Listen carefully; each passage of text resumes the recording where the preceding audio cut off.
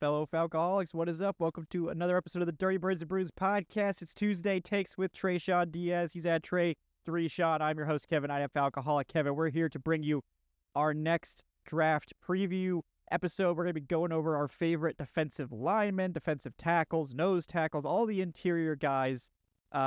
A lot of people call them the big uglies. I call them the big beautifuls, personally. But, I've always been a DT guy. That's always been my favorite position to scout. I think it's kind of underrated. Edge rush gets all the props, gets all the flashy stats when it's really those guys in the middle, that are out there working hard and in that condensed space. I think it's very interesting to see the technique differences and the different styles that those guys use versus the outside guys. It's always been sort of my soft spot for the big guys. Tre'Shon, welcome back. How are you doing on this Tuesday?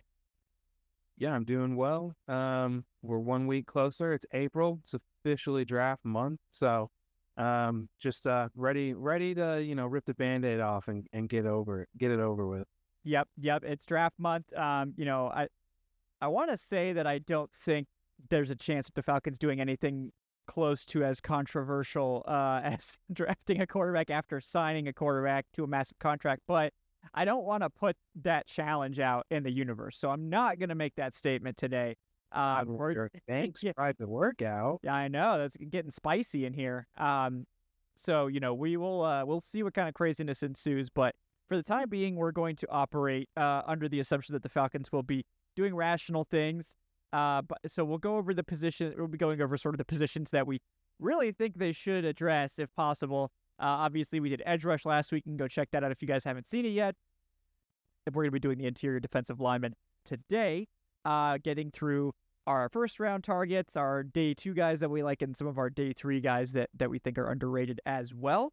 But yeah, stay tuned, guys. We're going to get to that in just a moment. Before we do, want to bring you guys a real quick word from our sponsor, BetOnline, folks. BetOnline is the world's most trusted betting platform and your number one source for all your sports betting action, because the Final Four is now upon us, and BetOnline has more ways to stay in on the action with the latest odds, news, scores, and even live in-game betting while the games are being played. With the largest selection of odds on everything from college basketball, they got the NIT too, if you're following that, as well as the women's tournaments, NHL, UFC.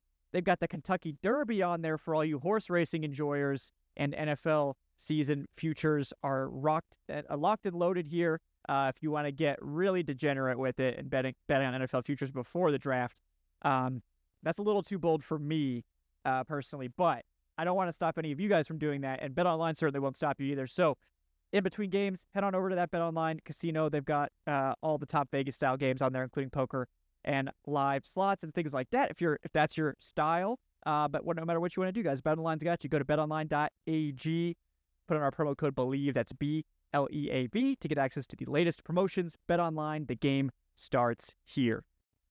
All right, Tre'Shon, before we dive into the prospects, there was a news item that dropped because we are recording this on Tuesday. The NFL League meetings have occurred, and the NFL just really wanted to twist the knife on the Falcons today because they announced that they would be changing the legal tampering rules to allow for teams to contact players via Zoom or phone calls, and for teams to make travel arrangements for players prior to the end, during legal tampering, essentially, which, in case you guys forgot, those are the exact two things that the Falcons did with Kirk Cousins, which resulted in them being docked a 5th-round pick. That is no longer a rule violation.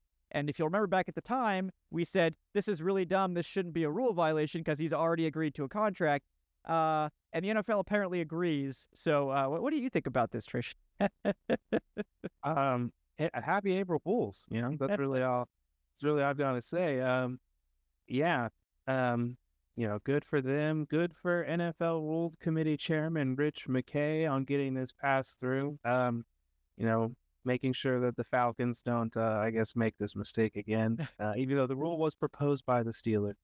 Technically, Arthur Smith throwing us a bone, Yeah, or mocking us one way or the other. But hey, be cool if we could get a refund of some sort. Like, maybe we just take the money out of Kirk's contract. Like, you don't even have to give us a 5th-round pick. Like, we could figure this out some way. Kind of thought that's what, having the chairman and your team president being the same person, we're supposed to get some perks or something like that. But we'll see. Yeah, technically the pick could be refunded because the draft hasn't happened yet. Yeah, there you go. So, NFL, if you want to, get off your ass and do something about this, and make sure that, you grandfather the Falcons in perhaps, given that, the penalty hasn't yet been extracted, the draft hasn't happened. We all agree the rule is dumb and needed to be changed. So, the least you can do is not, double charge the Falcons on this. So yeah, Mitch McKay, get on that. Get on that. Definitely not self-serving at all. It's just in the name of fairness, really. So yeah, totally. But yeah, that's not going to happen, guys. But it's funny to think about. And just another illustration of, again, how dumb the legal tampering rules are in the first place. That after the player has agreed to a contract, you can't talk to him, and you can't book him a flight to come sign the contract on Wednesday that he's already agreed to. So, very dumb, but at least the NFL recognized it's dumb after, of course, penalizing the Falcons for the dumbness. But, hey, it is what it is. So, yeah, moving on from that, a sadly true April Fool's note there. First round defensive tackles. This isn't a position that we typically see mocked to Atlanta. Usually because the prime guy in Mason Graham is long gone by the time Atlanta's on the clock. There are actually a couple of DTs that could be in consideration, particularly if a trade down happens. But yeah, is there anyone in particular you want to start with in this group, Tre'Shon? Yeah, I think this would be the prospect that maybe they wouldn't trade that. Like if he fell to 15, maybe they would consider taking this guy, and that would be Kenneth Grant. I think that Grant is, in my opinion, being a little undervalued or sold short on his ability to rush the passer. I think he's going to overachieve based on current expectations. I don't necessarily think that he's going to be a guy that is maybe super dominant there, but what I really like about him is just really the size, the ability to log up the middle, take on double teams. He's got a knee draw technique. He's got strong hands. Is a monster, and he's just a body type that we really don't have, in this interior. And we need somebody who can plug up the A gap, who can two gap, who could do a lot of the dirty work that we failed at last year, and that's really what hurt us in the run game. Was that all the issues started in the interior of our defense. And then it just kind of trickled down from there. Yeah, no, I love Kenneth Grant. He's definitely someone I would consider. I've been calling for the Falcons to draft a nose tackle on day 3 for I feel like it's been 3 years now. They finally drafted Zion Logue, and then they just didn't even put him on the roster. So, I guess, yeah, I guess I got what I asked for, unfortunately. But, Grant is a very different, Zion Logue was very much a developmental nose tackle. Kenneth Grant is the opposite. This is a pre-packaged, ready to go, elite size, rare athlete nose tackle. Now I'm not putting him in Vita Vea like that air. I think Vea was just at the next level above that, which is why he went in the top 10. But I think Kenneth Grant is that next level of 10 to 20 level nose tackle, which is Dontari Poe, sort of style. I know some people have comped him to Poe. I don't know if I see the same pass rush upside as Poe, but he's more similar to that level where he's a very athletic nose tackle that also has that elite size. And in college, he was an effective pass rusher. I mean, he had 5 sacks in 2023, 3 in 2024. But in addition to those, more than the sacks, what you're looking for from your nose tackle most of the time is, can you push the pocket? Can you, as a pass rusher, can you just create pressure right up the middle? Because that really creates opportunities for your edge rushers and your other tackles to get the sack. And, Grant, I think, had almost 30 pressures on, a little over 300 pass rush snaps, which, almost a 10% pass rush win rate for a nose tackle is elite. That is an elite number for a nose tackle. Not to mention he's just an elite run defender. So he has the size, he has the run defending chops, played his best game against Ohio State at the end of the year, against his toughest opponent, put on an elite performance. You love to see that. And the other thing you like about Grant is that he can play more than nose tackle. Like he actually played quite a bit of 3-tech as well. He's played 1, he's played 0. So you can do multiple things with him. You don't have to just have him as your 1-tech, 2-gapper or whatever. Like if you want to get more beef out there, you can have him out there in a double 3-tech, look or whatever you want. So he's a very versatile guy that I think would obviously improve the run defense in a massive way, but I think his ability to push the pocket makes him worthy of that first-round pick at nose tackle. Even though the sack production's not going to be, crazy, but I think, guy that might be able to get you 3 to 5 sacks in a good year, which is a nice production from your nose tackle spot. It's a part of building a healthy, well-balanced pass rush, right? You need those 3 to 5 sack guys too. You can't just have, if you're expecting just to have double-digit sack guys, that's not enough. Like you're gonna need to aim a little lower than that sometimes if you want to build a rotation that's going to work for you. Yeah, and I think like you said, the number that really matters when looking at him is that win rate. And last year we didn't have a pocket pusher. Like whenever we would get pressure, it almost always came from the edge, and QBs just continuously stepped up and escaped and were able to extend plays. And like you said, if we're able to sprinkle those 3 to 5 sack guys across the entire line and not just put them all on the edge, then that's going to be a lot more effective approach to at least generating some pressure consistently. And then you can, hopefully draft, an edge or add a higher tier 1 pass rushing talent, in the second round that you can bring along. And then hopefully the room is able to grow. Like you said, it's not the biggest splash in terms of, pass rush move, but it is a foundational piece that you can start to build with as you move forward.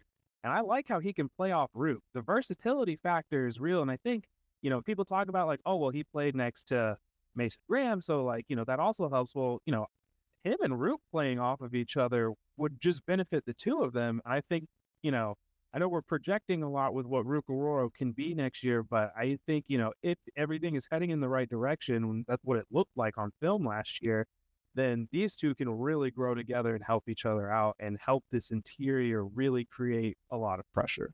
Yeah, I think it's a pick that makes a ton of sense. So it probably won't happen, but we're visiting with offensive tackles. Kelvin Banks Jr. Let's go. Oh man.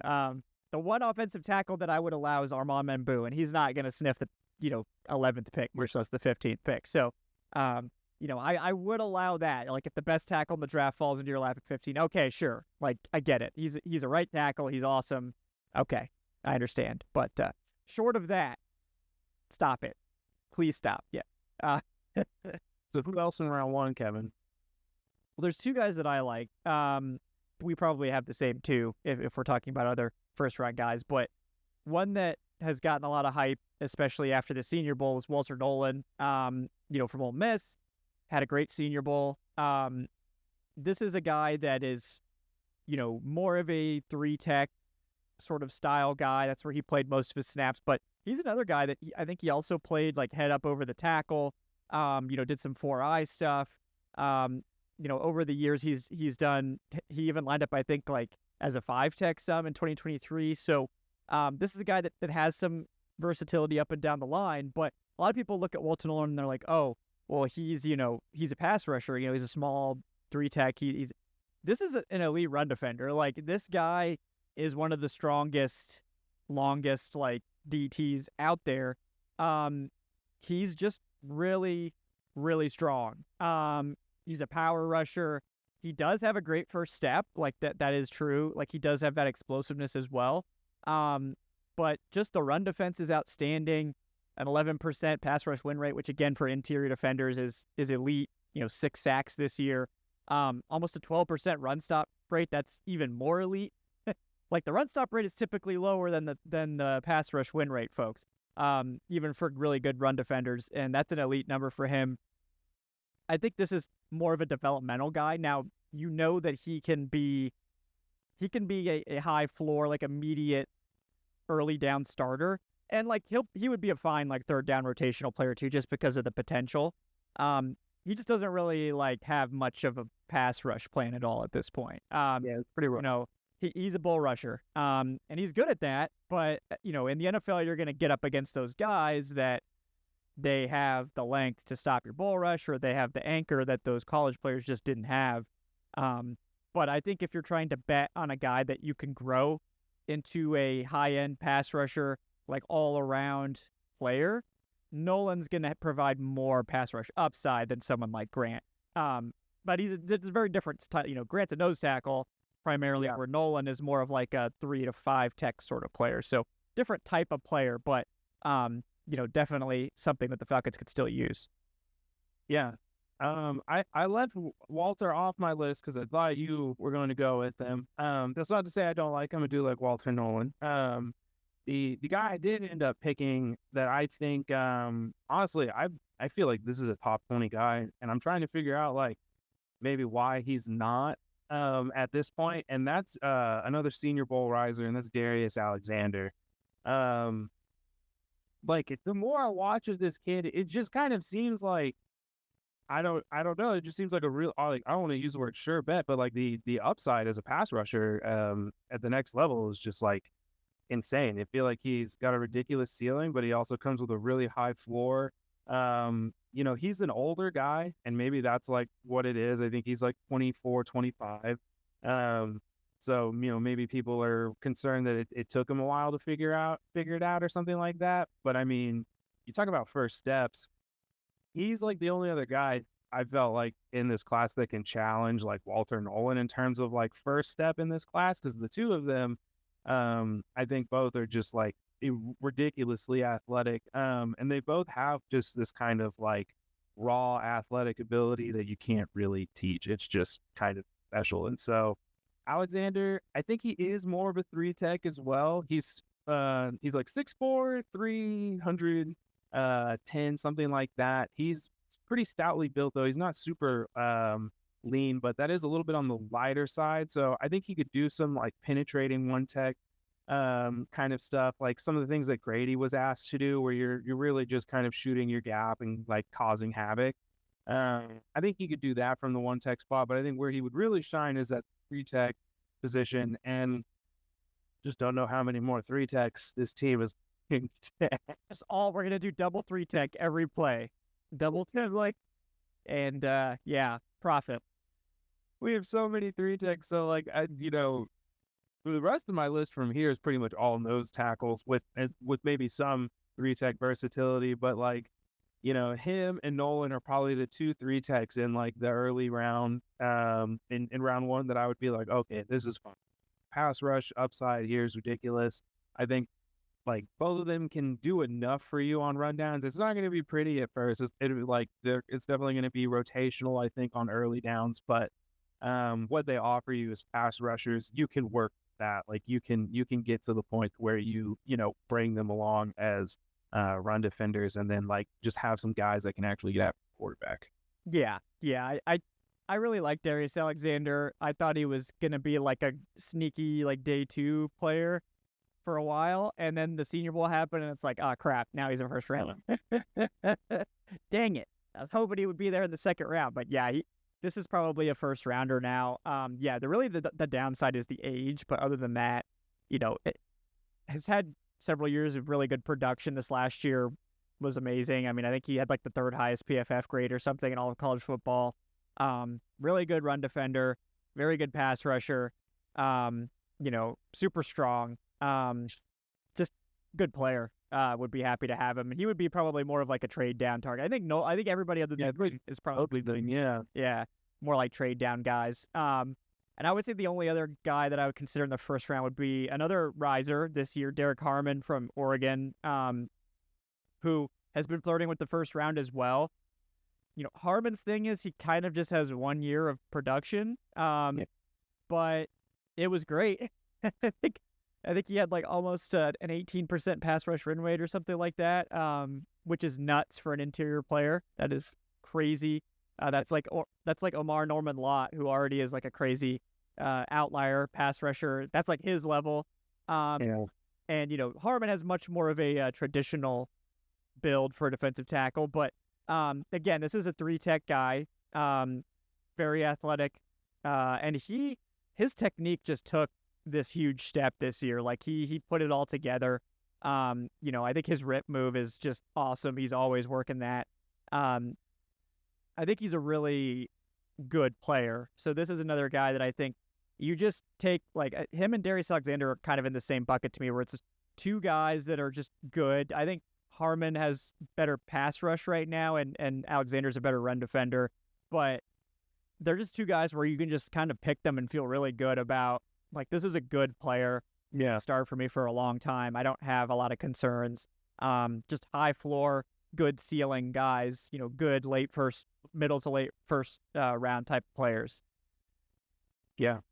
Yeah, Harmon is I'm not like I like Harmon. I'm not really fond of either of the Oregon guys as much as I thought I was going to be. I like Caldwell's film, but he tested really poorly. I think Harmon I would feel fine about if the team took, like, there is like a really good floor there as a player, and like you said, I don't think he's going to be somebody where, like, I'm not worried about his ability on the field. I think that it's really like more just like the three techs kind of deal.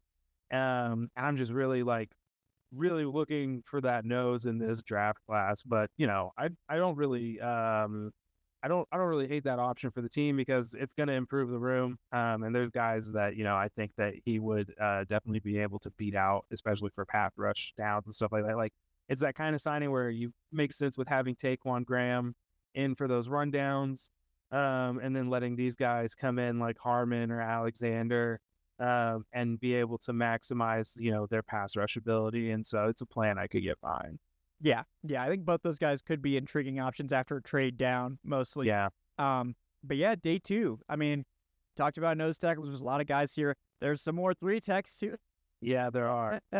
it's a great class. They didn't need a three tech. It's like, and like, I don't know if I'm not, David Onyemata's not like dictating like them, I guess. So, I'm not sure he's going to be on the roster past June. They will probably have an opening for a three tech. So, like, it's just going to feel weird seeing him listed on this roster still. And then, like, if they don't get a nose or if they whatever. But, I'm not against adding, a lot of these three tech because it is a really good class.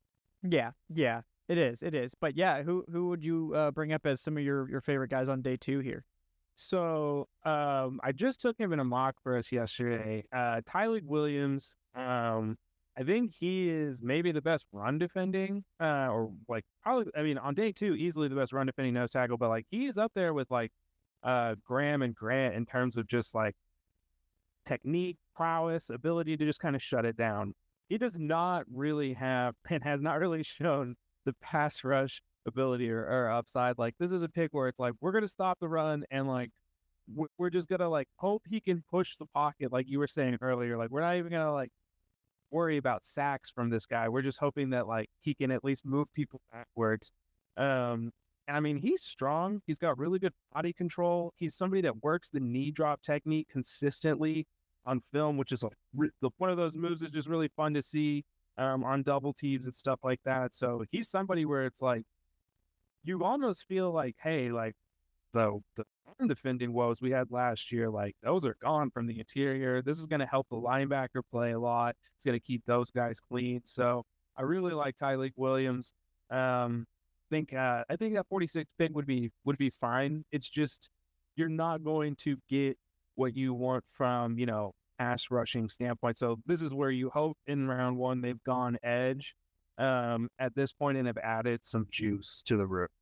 Yeah. I think, again, like you said, I think Tyleik Williams is maybe the best run defending nose tackle in the draft, like just based on pure run defense. I mean, I think Grant is probably, like, you're kind of splitting hairs between the two of them, but yeah, Tyleik is as good, if not better, than Grant as a run defender. And technically he's the cleanest. I mean, you just like, it's just teach tape with Tyleik Williams with that stuff. So 22 years old, the pass rush probably is never going to be there.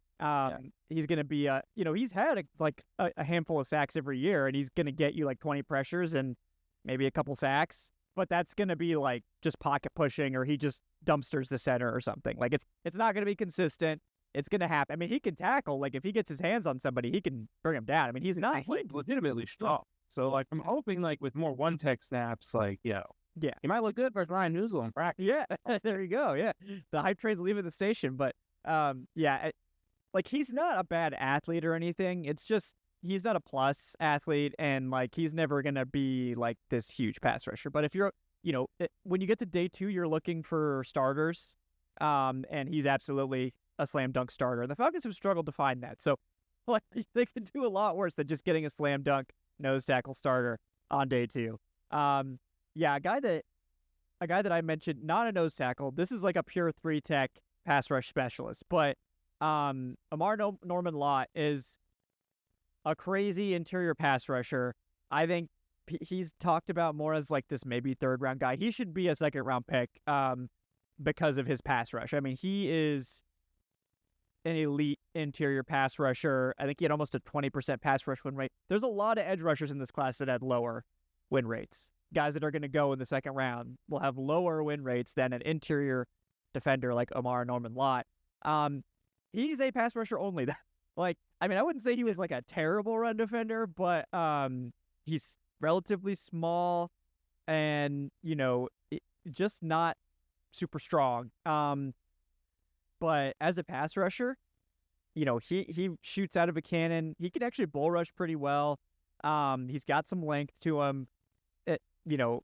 I think he's still like a guy that I think can develop a lot more hand usage. And like, if you develop his hand usage better, I think he can be like a serviceable run defender for you where he's not going to be like a negative if you have to play him on early downs. But this is a gap shooter. This is a guy that's going to be pass rushing most of the time, but he can be like, I think he could be a 5 to 8 sack guy from the interior, in the NFL. And I'm kind of surprised that he's not getting more hype considering that. I mean, those are the types of defensive tackles you usually see go in the 1st round. Yeah. The numbers with Norman Lott are crazy. Like you said, like in terms of like draft prospects, like historically, he is one of the best pass like rush win rates we've ever seen. He is I think a specialist, but when you think about, like, I think of Morgan Fox when I think of like guys like this, where I'm like, Morgan Fox is like had a career of like making 5 sacks, 6 sacks. Like he's at 15.5 the last 3 years. There's an avenue for guys like that. I think Lott's like a higher end pass rusher in terms of like what he offers you than like what Morgan Fox was. And I still think that's high praise because again, Morgan Fox is no slouch. It's like to be Morgan Fox's size, like 275 and win most of your pass rush reps from the 3-tech spot, like that takes like being a special athlete. And like you said, I think Norman Lott, like he is a guy where you watch the tape, he just seemingly like I don't know if he just has the snap count memorized, but he seemingly is always in the gap before like, the offensive lineman has a chance to react to him. And what makes it really impressive is kind of like what you said is he's not really good at with using his hands, which is weird for a guy that has like the kind of win rate that he does. So it's like, yeah, if you can teach this guy how to use his hands, then, the sky really is the limit for him at that point because it's just going to open up opportunities for him on the field. You'll be able to win in different ways. And then, like you were saying, I think just being able to get better at your hands, that is the biggest part of playing the run, is like being able to use your hands, understanding your like length, arm extension, hand placement, like all of that. It's a lot, but he's a guy where I think like that pass rush ceiling, day 2, 2nd round with you. I'm with you where I'm like, yeah, man, like I think you can justify this just because like he's like, it's ridiculous what he's doing on tape. Like you're saying, this is an SEC defender. He's playing all of the talent like that everybody's like wants to see. When you see those kind of gaudy numbers, people think they're fake or whatever, but it's like, I don't know. I'm with you. I don't know why it's like 3rd round only talk. Right. It's like, excuse me. Yeah, I mean, he's like Ricky Bobby, he doesn't know what to do with his hands, but yeah, it doesn't matter. He just wins, just like Ricky Bobby. So, yeah, he just wakes up in the morning and he pisses excellence. So, yeah, who's another guy on dates? Yeah.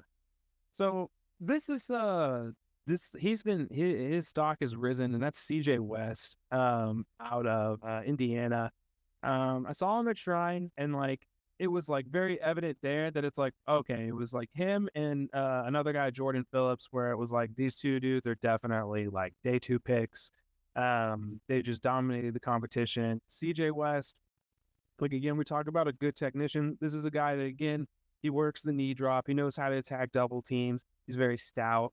He's not the biggest guy. He's a little undersized, but still posted a 9.5 RAS, and he's basically like a Grady Jarrett type of defensive tackle. I think he does offer you a little bit more at nose tackle because he's a little bit longer. He's a little bit bigger, and he is just.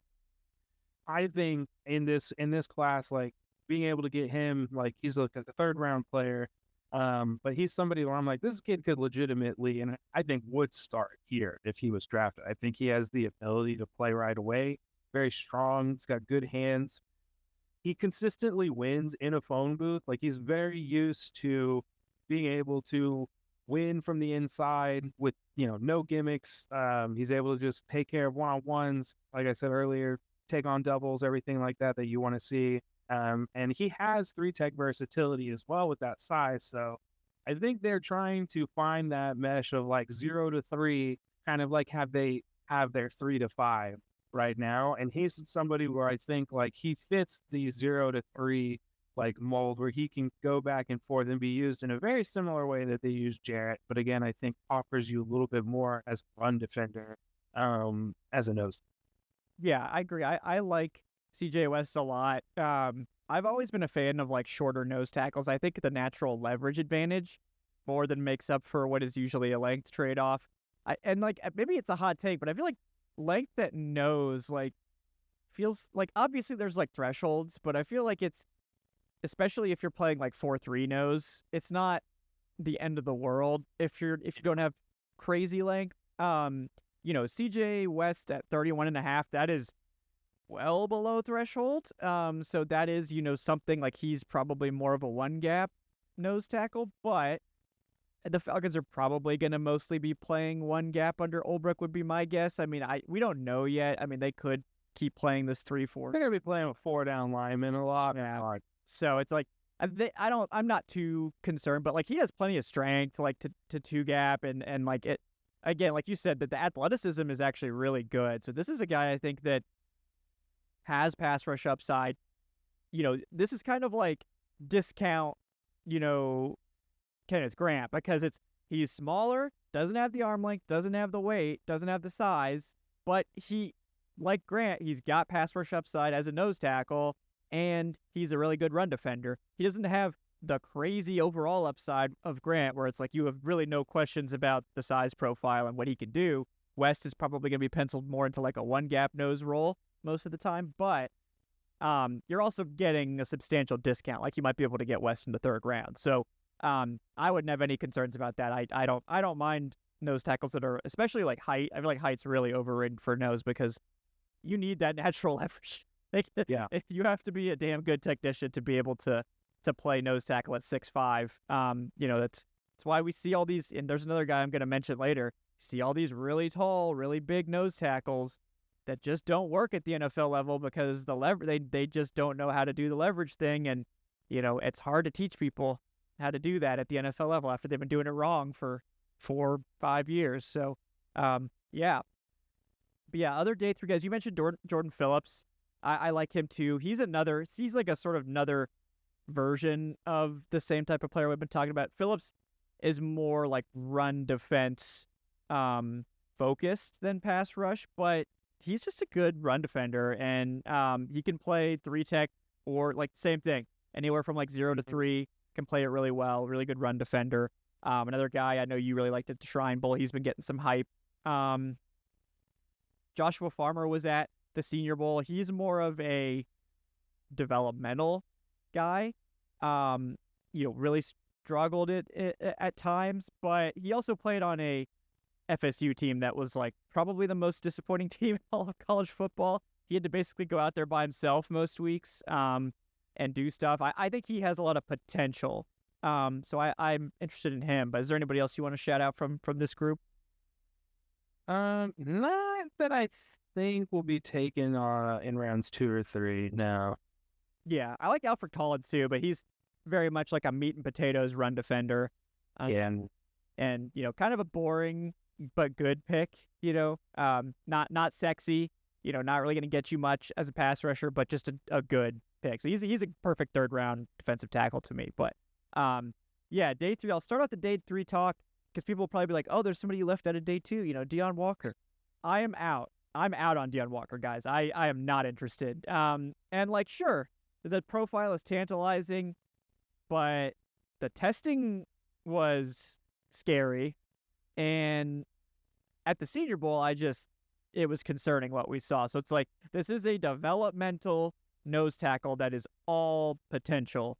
And I'm not even sure you can play him year 1 because his leverage issues are so bad at his height that I just don't know that he can even play. He can't two-gap in the NFL against that type of weight. His run defense was not good last year at Kentucky. Yeah.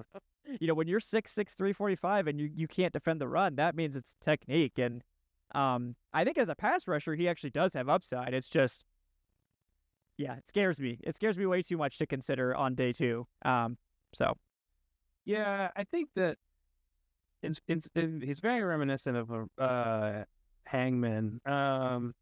The pad level concerns are real, and honestly, it looks like he would maybe be better as a 3-tech, 4-eye, like you said, because it's just naturally he doesn't have the ability to, I think, really defend the run how he needs to because he gives up, his inside and his chest almost, consistently. He can't really win the leverage battle, and he doesn't really seem to know how to use his length to keep them off of him initially at the point of attack either. So, centers and guards just seem to have an advantage against him. I think the pass rush ability could be there, and I'm like, hey, maybe if you kick this guy outside a little, at the next level, we can talk. But I have a couple of freaks listed for day 3 where I'd be much more inclined to take them than I would be to take Deion Walker on day 2. Somebody might do it. I think he's somebody that thinks all around 4, but let that be somebody else's mistake because we can find other versions of this in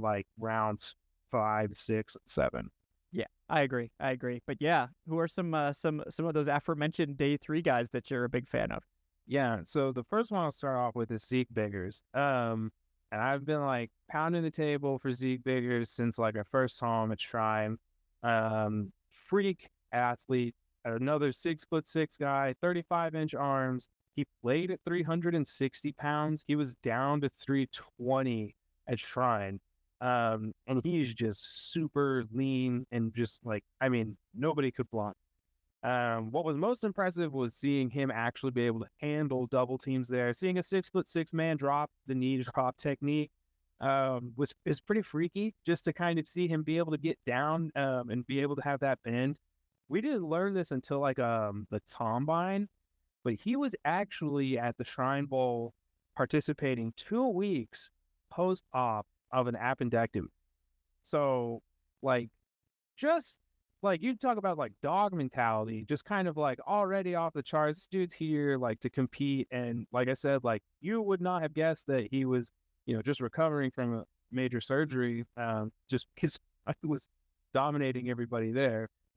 He does have, because again, this is the risk with these guys, he does have a little bit of pad level issues, but he has shown a much better ability to defend the run. He shows he has a much better technical ability and understanding as to how to use his arms, how to keep guys at bay. He shows you different moves like the knee drop. So you can work with the kind of foundation that he's already got. Whereas I feel with Deion Walker, you are doing a ton of unlearning. Whereas with Zeke Biggers, it feels more like refining what he's already got going, and it makes everybody's job easier. And again, with a guy like him with his size, you can play around and see, hey, do we want to do some crazy stuff in the pass rush where maybe we have, Rook at the nose and we want to kick him out onto the edge, or we want to have Harrison, playing the 4 on the other end or whatever and try and do some funky stuff like that. So I like what he can do for the team. Yeah, it's you could take, Deion Walker in the 3rd, or you could take Zeke Biggers in the 7th. I don't know. You tell me what It's like, yeah, and, like in that same vein, I like Cameron Jackson from Florida as well. It's very similar idea. Jackson had more like production, but very similar player to Biggers. I think Jackson's a little bit more polished. But again, another 6'6" huge nose tackle. Jackson played a little more true nose. I think Biggers, if I remember, played quite a bit of 3-tech too, or just He was back and forth yeah, between the two a lot. He played more nose his senior year, but before that, he'd kind of been into 3-techs. yeah. So it's these guys. It's sort of pick your poison. I haven't watched as much Biggers, but I mean, with a name like that, I mean, I'd probably have to lean that just Biggers just for that. But that's elite. That's 00 like Biggers. Like I'm getting that jersey the second that comes out. So that's a good one. Yeah, I mean, speaking of like other nose, I love Cole Jackson too. yeah. That's one where it's like of the 6'6" guys, it feels like he has the best center of gravity. I think it's because of the stomach. I think like it keeps him low. He's got more of a lean to how he plays, whereas the other two, like they're lean in the sense of like how they're built. So I feel like they cause him to stand up. But Cam Jackson, I feel like he's just got more of that. Oh man, he's got that. He's got natural ability to just be forward. That classic nose tackle bill with the belly. He needs to do like who was that offensive lineman the other that just like at the Senior Bowl that just played with the jersey cropped up. Quinn Miners. Yeah, it was Miners. Yeah. So I feel like that's Cameron Jackson. He's got to rock the jersey cropped up look and just let the belly breathe, and it just pulls him down. It sort of neutralizes the leverage issues because it just pulls him down towards the dirt and keeps that pad level low. But those are two guys the Falcons have 2 7th-round picks. Like if they haven't got a nose tackle by then, I think they need to spend one of these picks on like Biggers or Cameron Jackson or something like that. Another guy, speaking of other nose tackles, you mentioned earlier when we were talking about Harmon. Jamari Caldwell, like Senior Bowl looked really good, really explosive, all that stuff. He didn't test like that, so that not at all. The testing shocked me. Yeah, so I guess I'm like less concerned about the testing because I saw it. Like that's kind of always my thing. It's like if I see you on tape and you look athletic and then you test like not great, I'm kind of like, all right, well, I trust the tape more.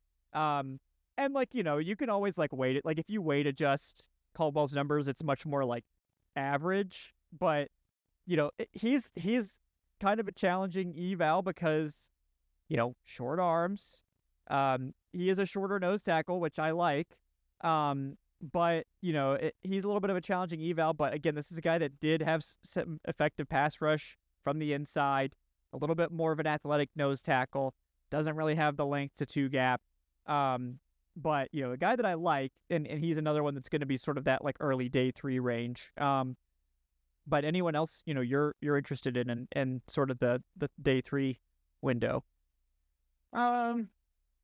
Honestly, like not really. There's maybe like what was his name? Jay Toya from UCLA. I don't really have I don't see this guy as an interior defensive lineman, but he's like listed one on like PFF's big board, and that's like Ty Robinson. That's an intriguing one to me. I kind of see him as more of like a 4-eye kind of guy, but yeah, I don't know. He's a guy who has like good size. He was okay at the Senior Bowl. I was kind of expecting more from him there to kind of see if he'd be able to stand out. He's just like taller. Pad level is kind of a little bit of a concern. He's a really good motor. And I think he does like show, a pretty like decent understanding of how to use his hands. But again, like he's listed as interior D-line on PFF's big board, but that's not really what I saw after seeing him. He's like 6'6", 310, pretty lean build. Yeah. He's kind of that like, I don't know what you play type of guy, because I think he played a little bit lighter and maybe people thought he might be like a 3-4 DE or like even like a 5 tech. And then, I think he's played some more inside, but it's like, yeah, kind of a challenging where to slot him. But like if he like right now, I think PFF has him in like the 200s. So it's like, yeah, I would take a shot on that with one of those 7 picks. I mean, if he's there for sure. And then like one guy I do want to shout out as like potential Grady Jarrett's successor, right? I mean, Anais Peebles, right? Smaller, obviously. This is basically like this year's Kalijah Kancey, but not quite as like elite as Kalijah Kancey was, where he was elite. But, a discount Kalijah Kancey, you could say. But this is, another defensive tackle, almost an 18% pass rush win rate. Wasn't a terrible run defender. Like, he can tackle well and all that. He's just small. Like, he's a penetrator. But he did remind me a little bit of Grady. Short, 6'1". The arm length isn't there, so he's probably off the Falcons board. They seem to be obsessed with arm length. But he's got a good bag of moves. He's really good working on stunts and things like that. I think he moves really well. Super explosive off the line. A little bit of an older prospect, but like on day, he's a day 3 guy. So if you're looking for a pass rush specialist, he's not going to give you like the overall upside, obviously, of like Norman Lott, who I think has more of a traditional like defensive tackle build. Peebles is very small, but I do think he's intriguing enough to consider if the Falcons are looking for like that pass rush juice. Like maybe if they're looking for like that Morgan Fox replacement, like if they really want that archetype on the roster, but they don't want to spend a premium pick, Peebles could be like a long-term sort of fit for that. I like Peebles. And then we finally have a fullback again. There you go. Yeah. Or we could get Pegways too or whatever. So yeah. I'm like, ACH. I want one of these athletic nose tackles that are going to be able to just come over here and just do some blocking for me real quick. Give me something, because right now I still don't know who that blocking third, tight end, halfback, whatever you want to call him, is going to be. Another day 3 guy that I was thinking of when I saw Robinson was his teammate Nash Hutmacher. Hutmacher? Hutmacher. Oh, Hutmacher? Hutmacher. That feels. That's what I'm going with. It's going to go with that. This kid was a shrine. He stood out to me when we were there. He just looks like kind of like your classic, just like ball-nosed. He's not the most athletic, but he still had like a 7.3 RAS, something like that. So like respectable. A little bit like shorter arms, almost at 32 inches though. It's like 31.75. And he has, in my opinion, just kind of like this really good stout build. He's good film against the run. He is like a heavyweight, like the number 1 like heavyweight wrestler in Nebraska.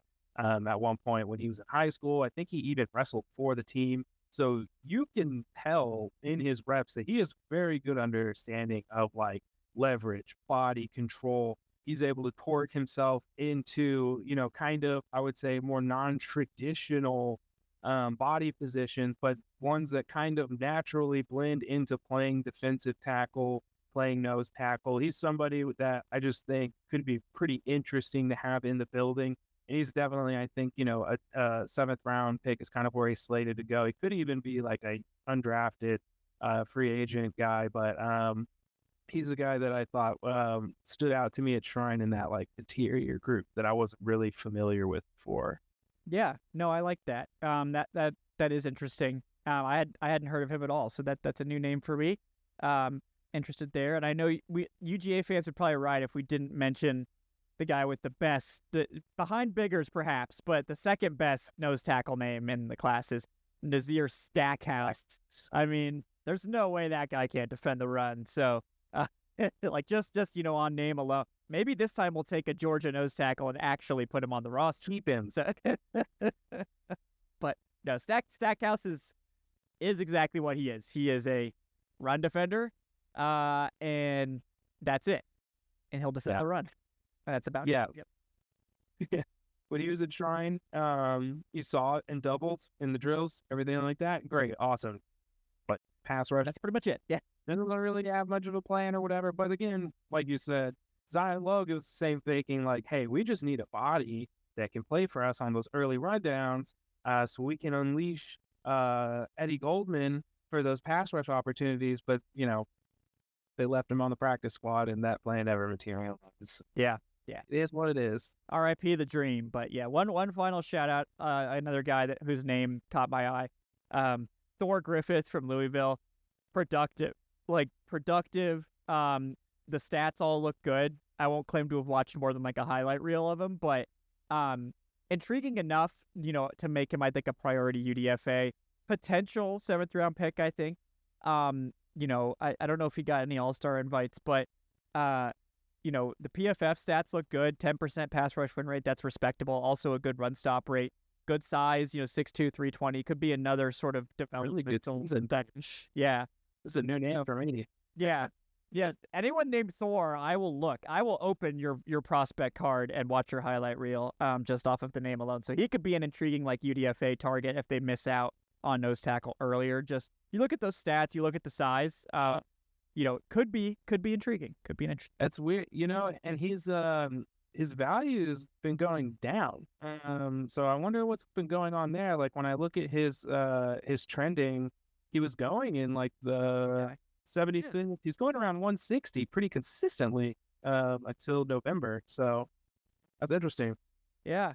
Well, hey, if your name is Thor, you can play football. You can play football for me any day. So I won't fight if he wants to come to Atlanta as a UDFA. But yeah, or there was an injury this year. It looked like there was a little bit of a snap reduction. So that's probably what it was. Okay, hey, yeah, I like these splits that I'm seeing. A lot of A gap holding their car. So that's nice. Yep, pull up in that car, and I was like, I like everything I'm seeing here. This all looks good to me. So, yeah, just a name to keep in the back pocket. But yeah, anyone else you want to touch on, Tre'Shon, before we wrap up? No, I think we went through a lot of guys. Again, kind of like we were talking about with the edge. It's a really good year to need interior defensive line. Good year to need edge, deep draft. There's lots of options. I feel like we could go on for days with this day 2, day 3 group. Because there are guys like we barely touched on, like you said, Collins earlier, a couple of other guys. So, I think that the team's going to have plenty of options, just they don't have plenty. So it's going to be interesting to see how they attack it. We're hoping they pull off, a nice little trade down that at least lets them maybe invest, in some of these guys that we named for those day 2, because man, there's guys on day 2 in this draft class that are going to be like Pro Bowlers, bona fide starters. It'd be nice to be a team that lands. Yeah. No, I was intrigued, you mentioned the draft. There was a mock, one of the NFL guys did a mock where the Falcons actually traded out of the first round with the Browns, and still got Walter Nolan at 33. Now the compensation, I think it was like an error because the Falcons only got a 3rd and a 4th to trade out of the first. I think he probably forgot the future pick that was involved. That there would be like a future 2nd at least involved. But I'm curious what you think about that, because my initial instinct would be you can't trade out of the first round, but I think it kind of illustrated that in this class, there's a very good chance of the guys like Nolan, Harmon that we mentioned, considering, in that sort of 20s range, this class from 20 to 45 is kind of the same clump of guys that are all going to be there. So it's an interesting sort of look. And maybe we could also, include Cousins as a part of that trade package. But, yeah, I'm curious how you think about that kind of crazy trade down scenario. Yeah, I think, so I wrote about it, and I thought the funniest thing was the comments where it's we're going to just give up adding first-round talent. We're not going to get first-round talent. We're going to give up on a premium. And it's look, if Walter Nolan is there at 33, you can't make the argument to me that they didn't just get a first-round pick. That's a first-round pick. Pick 33 is round 2. Pick 33 is not the same as pick 62 or whatever, and it's very different ends of the spectrum. If you're getting 33 in this equation, and like you said, you get the rest of the compensation, whatever the points say it needs to be done, a move like that, I'm into it, because we're not whoever they draft in the first round is not going to save you. I don't know how many times I feel like this can be said, but it's like rookie pass rush, rookie edges. Like, you're just hoping that guy can get 4 sacks, 4 to 5 sacks. 5 sacks would be more than what Latu got last year, which is what majority of Falcons fans wanted, and it would be more than Turner, who also ended up with 4 sacks. So I wanted Jared Verse for the record. yeah, and Verse, I think if we take away Verse's playoff sacks, he still finished with like 5 or something like that. I think he had 5.5. And Chop Robinson had like 6 something. So again, like 6 and like 8.5, which is what Verse ended with. Like those are like, that's great. Those are outliers. Well, not super outliers. Versus 8.5 is more of an outlier than what you're gonna get. So Walter Nolan at 33, like, you didn't just give up on getting a good player in the draft.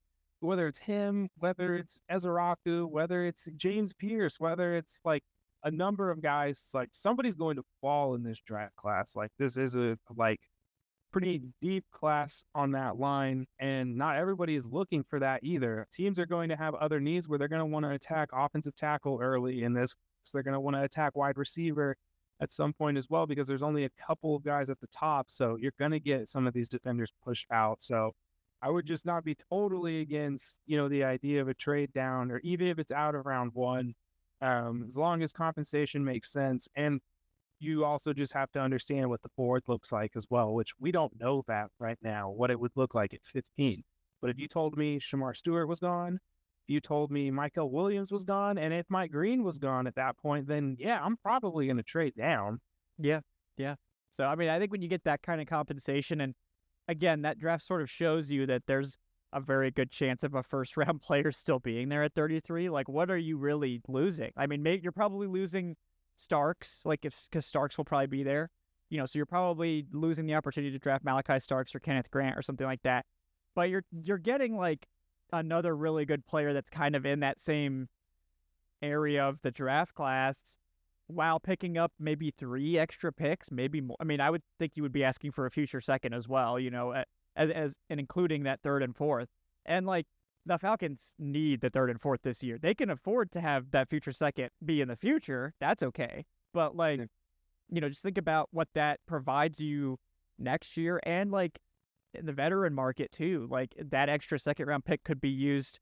Like, if the Falcons had that extra 2nd round pick, they could have flipped that for Montez Sweat, previously or whatever. Like, if they're looking to add an impact pass rusher, maybe that future second is the piece that they use to pull off that Hendrickson trade or whatever it is that, is going on. So, or maybe they trade back up into the 1st round to like pick 28 or something with like the haul that they get from a big trade back like that. There's tons of different options like for them and how they can use that to their advantage. Yeah. If your argument is, I don't trust them to maximize that opportunity, that's fair. Yeah. That's totally fair. I can't say anything. I'm just saying I would do what was right. Kevin would do what was right, but we don't know what the Falcons are going to do. So that's like not our fault. Not up to us. Not our fault. Yep. It's also, not our fault, not our responsibility. So we will do our best to put as much good draft information out there, just in case anyone's watching. Just in case, shout out to Arthur Blank if you're watching. Great work. We love you, Blank. We will continue on. I think next week we'll start doing the secondary, perhaps. And yeah, guys, stay tuned. We're gonna have Aaron Freeman on Wednesday to continue our draft discussions as we get closer and closer here. We're under a month now until the draft, so we're gonna be ramping up the draft coverage. I'll have another mock draft for you guys this week. Until next time, guys, thank you so much for watching the Dirty Birds and Brews podcast. Please like, subscribe if you haven't done that already. It really helps us out. Leave that 5-star review in your podcast platform of choice. And of course, if you want to support the show, you can do so by joining us on Patreon, patreon.com/Falcoholic Live, or sign up for the YouTube channel membership as well. We'll be back with 2 more shows for you guys this week. So until next time, thank you for tuning in to Tuesday Takes. We got Tre'Shon Diaz at Tre'Shon on the Twitter, Tre'Shon.io on the Blue Sky platform. And I'm Kevin Knight of Falcoholic Kevin. We will see you guys next time on Dirty Birds and Brews podcast. And thanks again to BetOnline for sponsoring today's episode. We'll see you guys.